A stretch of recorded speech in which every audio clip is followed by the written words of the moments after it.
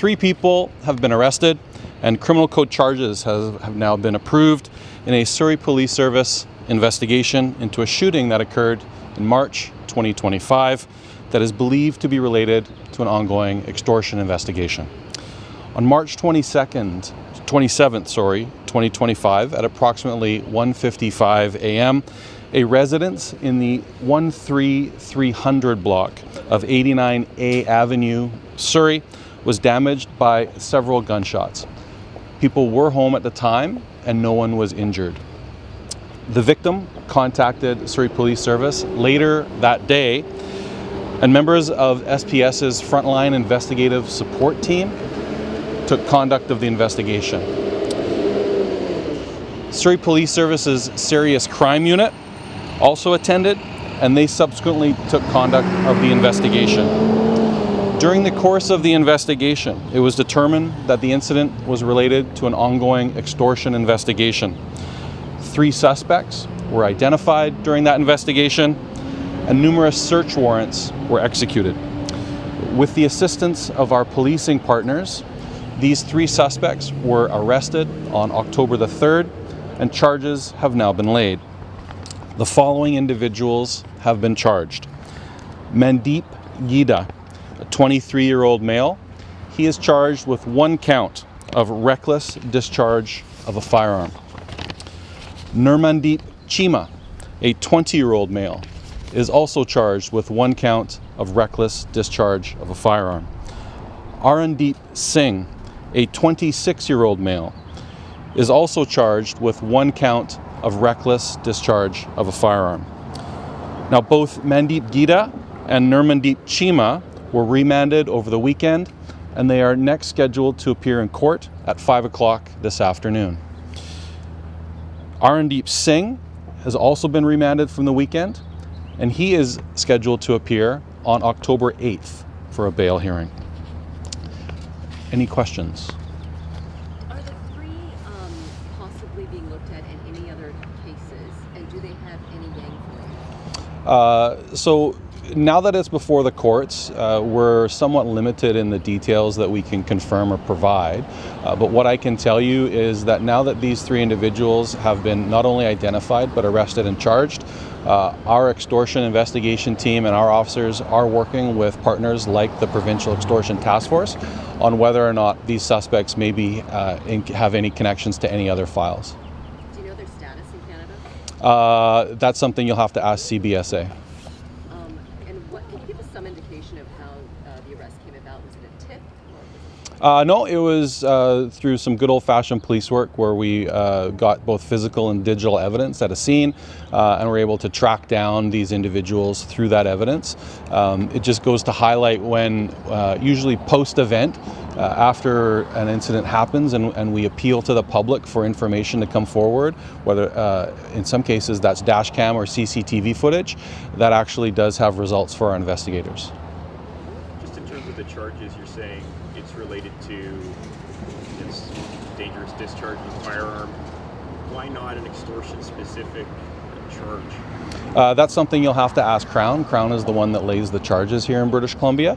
But just because 1 charge has now been laid in each of these 3 cases does not mean that evidence may not result in more charges being laid in the future. I know you've said you're limited in what you can say about these suspects, but is there anything more you can tell us just about who they are? Or I can confirm they have no criminal records, but beyond that, if you're looking for their sort of status in Canada, you'll have to ask CBSA. Yeah. In comparison to some of the other extortion investigations, this seems to have moved rather quickly. Within 6 months, you have them arrested and charged.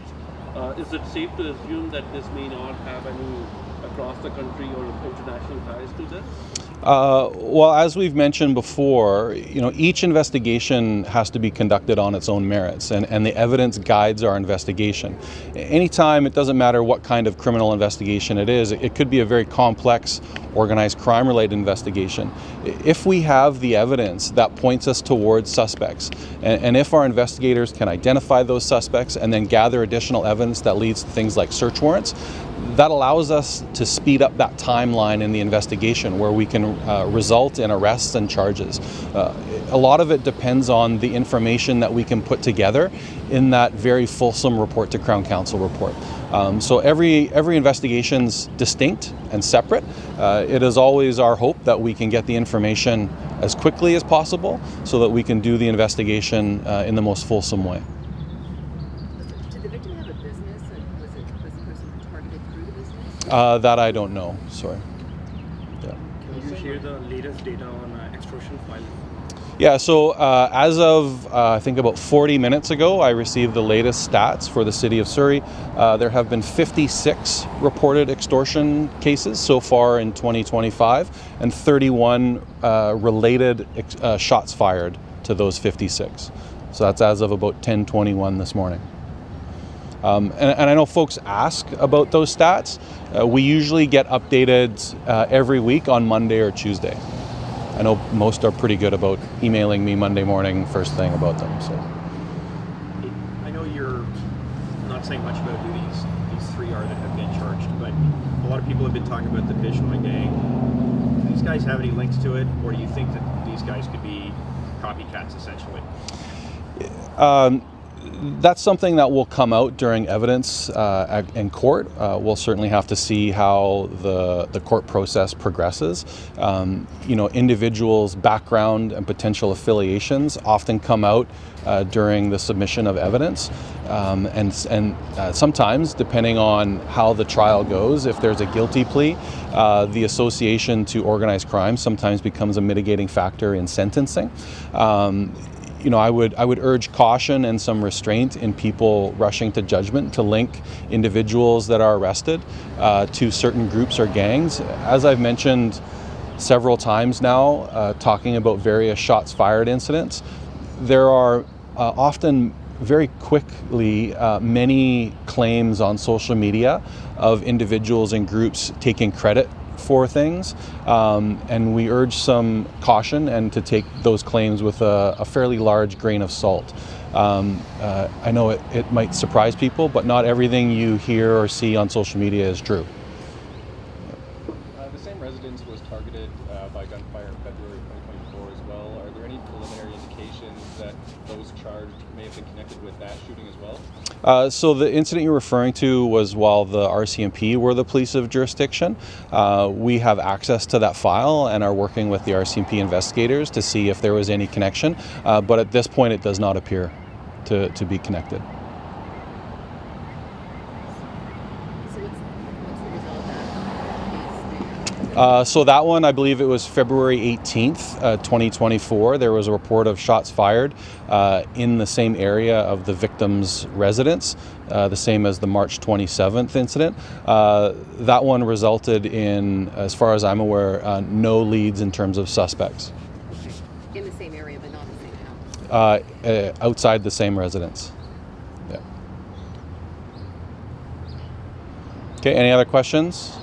And something that happened yesterday near the Kilmore Crescent as well. Any updates on that? So that one, I would encourage you to reach out to the Provincial Extortion Task Force.